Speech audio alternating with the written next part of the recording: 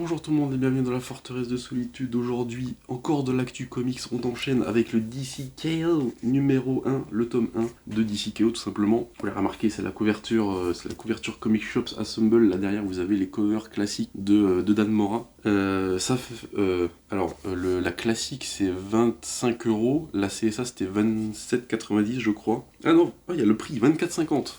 Non, j'ai complètement... C'est quoi qui était à 25€? Ah non, c'était un autre truc. Là, on a le prix sur les covers CSA.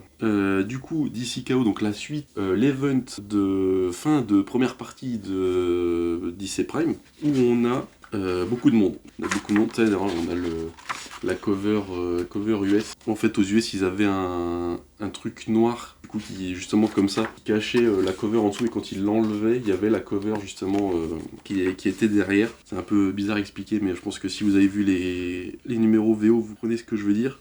Scénarisé du coup par Scott Snyder, Joshua Williamson et John Lehman. Au dessin, du coup, pour les numéros de DCKO, on a Javi Fernandez et Xermanico, Eddie Barros et Ber Ferreira pour la partie Superman, Dan Mora pour le Batman Night Fight, qui est vraiment très très cool. On a deux numéros de Batman Night Fight, et Pete Woods pour les numéros des Titans, inédits en français, vu que la série Titans s'est arrêtée après le Dawn of Titan 3. Du coup, les numéros de Pete Woods et de, je crois que c'était Dan Waters qui avait repris, ont pas encore, du moins, été publiés par Urban. Mais du coup, alors DCKO, c'est quoi? Alors oui, alors pour le du coup, contenu, je vous l'ai fait, mais du coup, on a les deux premiers numéros de DCKO. Le Titan 28-29, Superman 31-32 et DCKO Night Fight 1 et 2. Ça fait 224 pages, 24,50 pour la cover CSA et la cover Urban. Du coup, c'était 24,50 aussi, ou c'était moins? Très bonne question, je sais pas. On va dire que c'était le même prix, mais voilà. On a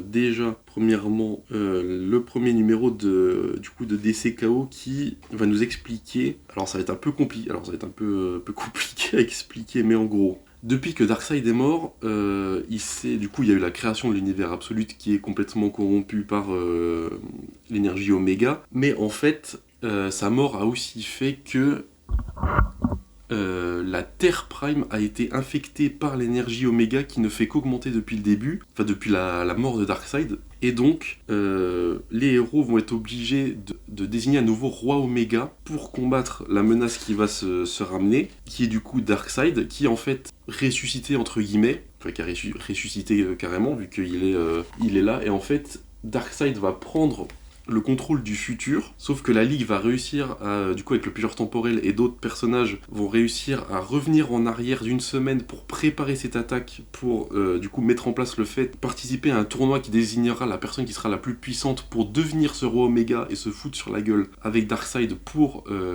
redémarrer la timeline et repartir à zéro comme si rien ne s'était passé, du moins des événements de DCKO. Et du coup, ça c'est le postulat de base. Et on a aussi ce truc de Booster Gold qui était enlevé. Enfin, je sais plus si. Non, il était dans le DC All-In Special, il était allé dans la faille après la mort de Darkseid. Et là, du coup, on l'a vu dans le tome 3 de Superman, il est revenu. Et tout simplement, il va être l'avatar de Darkseid dans cette réalité-là, et il est totalement corrompu. Et du coup, on va avoir un arbre de tournoi là-dedans. Donc on a l'arbre de tournoi du DCKO avec tous les combats. Du coup, il y a 32 sélectionnés. Et à savoir aussi que du coup, les héros, pour ne pas avoir de problème avec les super vilains, vont décider de les enfermer dans la zone fantôme. Sauf que, spoiler, ça va servir à rien puisqu'il y aura notamment le Joker et d'autres qui vont se ramener. D'ailleurs, j'ai la page là où il se ramène, où Superman est en mode mais on vous avait enfermé, qu'est-ce que vous faites là, etc. C'est très très cool. C'est un très bon début d'event. Donc ça c'est pour le premier numéro de DCKO.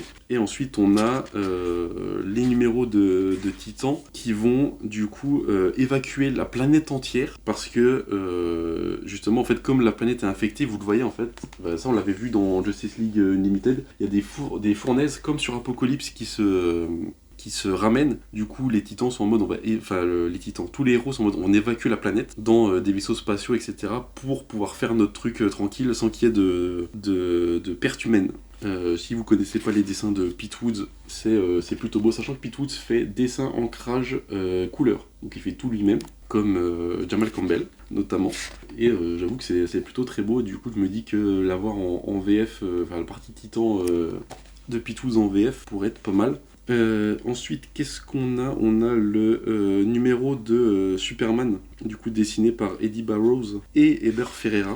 Alors j'avoue que j'ai pas trop reconnu, enfin j'ai reconnu Eddie Barrows, mais Eber Ferreira, puisque là ils sont les deux au dessin et ancrage, à part si c'était juste Eddie Barrows qui dessine et Eber Ferreira qui fait l'ancrage. Bref, le duo habituel. Le numéro de Superman qui va revenir un peu en arrière, où Superman va consulter les archives pour comprendre un peu Darkseid, etc. Et en fait, les archives de Krypton sont en mode le savoir kryptonien enfin le savoir d'autres planètes était illégal sur Krypton, donc en fait toutes les informations sont illégales pour Superman, donc il peut pas y arriver, enfin, il peut pas consulter ce qu'ils avaient sur Darkseid sur Krypton. Mais Lois va réussir à craquer la forteresse. Et en tant que journaliste, elle pouvait pas rester sans rien faire. Du coup, elle est allée, pendant que Superman était en train de combattre, du coup, dans le tournoi, elle va réussir à aller là-bas. Et on va voir notamment le Superboy Prime qui va se ramener dans la forteresse, puisqu'il est en train de se battre avec les super vilains du futur. Et il va se passer des choses pour Lois. Ensuite, on a le DCKO Night Fight de Joshua Williamson et Dan Mora qui, en fait, Batman va être... Alors du coup, ça c'est un... Il y a un mini... Enfin, il se passe un truc pour Batman dans le DCKO, dans le numéro DCKO, et du coup, il a utilisé... Alors, sans... Ça va être compliqué à truc. En gros, il est envoyé dans une dimension parallèle par une boîte mère, et du coup... Dans cette dimension parallèle, il est dans un espèce de Gotham futuriste bizarre où en fait il est considéré comme un Batman illégal, où du coup il y a des Robins qui essaient de l'intercepter, et il va rencontrer du coup le Batman de cet univers qui n'est ni plus ni moins que Dick Grayson, donc Nightwing, qui a repris le flambeau. Et l'histoire est vraiment très cool, et de toute façon Dan Mora au dessin c'est complètement fou, et Joshua Williamson montre de plus en plus qu'il est un auteur de zinzin. Il est complètement imprégné par ce qu'il fait, c'est complètement fou. Ensuite, on a le deuxième numéro des Titans où ils vont être sur une autre planète et il va y avoir des problèmes avec l'évacuation, etc. Bref, ça c'est plutôt c'est cool à lire, mais c'est plutôt aux F au niveau de l'event. Et ensuite, on a le deuxième numéro de DCKO du coup qui reprend un peu la suite où, contrairement à ce qu'on croit, en fait, on voit pas tant les combats que ce qui se passe pour les héros. Notamment, on a le fait qu'il y a des artefacts qui ont été dispersés sur là où ils sont, et certains peuvent il faut récupérer certains, etc. L'histoire c'est du coup toujours scénarisé par du coup Scott Snyder et Joshua Williamson pour les épisodes de DCKO, et c'est vraiment très très cool. On a quand même pas mal de bastons, on a des choses qui se passent, on voit beaucoup de trucs qu'on a du coup c'est Ravi Fernandez, et généralement la moitié du numéro c'est Ravi Fernandez qui dessine et le reste c'est Xermanico, à part si là il n'y a pas de... Non, je crois que le deuxième il n'y a que Ravi Fernandez, il n'y a pas de Xermanico. Ah si, il y a les deux, j'ai pas vu de...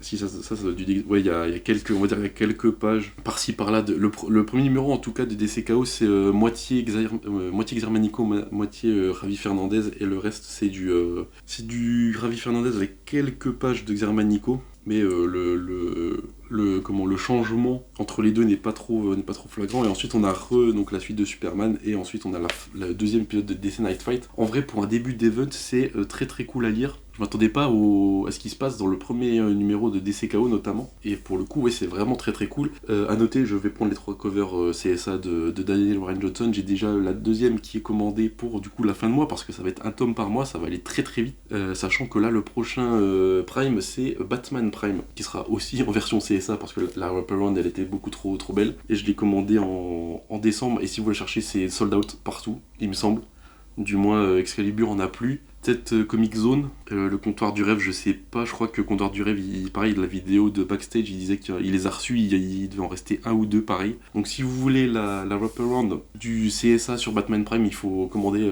tout de suite, peut-être que quand la vidéo sort, il y en a déjà plus, mais voilà. DCKO en tout cas, pareil, la cover de DCKO du Thomas, c'est pareil, c'est sold out partout. La deuxième, il en reste, et la troisième, il en reste aussi, vu que c'est... les gens, je pense, attendaient de lire le premier, pour voir ce que ça disait. Mais ouais, c'est très très cool. Moi, je vous dis, franchement, essayez, c'est DCKO, franchement, c'est très cool pour le premier tome. Et moi, je vous dis à la prochaine pour le Batman Prime de Matt Fraction et Rory Jiménez, qui du coup devrait être en 2 tomes, vu que c'est a priori une série en 12 numéros. Mais moi, je vous dis, n'oubliez jamais de lire sans concession. Ciao.